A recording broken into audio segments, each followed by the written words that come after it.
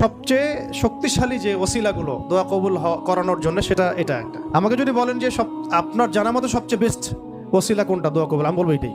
সেটা হচ্ছে আপনি আল্লাহ রাব্বুল আলামিনের এই একত্ববাদের ওসিলা দিয়ে দোয়া করবেন, আল্লাহ পাকের এই তাওহীদের ওসিলা দিয়ে, একত্ববাদের ওসিলা দিয়ে দোয়া করবেন।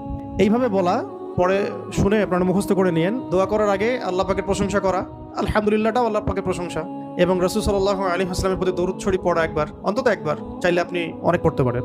এরপরে যে বিষয়টা আপনি চাচ্ছেন তার আগে বলা যে আল্লাহুম্মা ইন্নী আসআলুকা বিআন্নী আশহাদু আন্নাকা আনতাল্লাহ লা ইলাহা ইল্লা আনত আল আহাদ আস-সামাদ আল্লাযী লাম ইয়ালিদ ওয়া লাম ইউলাদ ওয়া লাম ইয়াকুল লাহু কুফুয়ান আহাদ।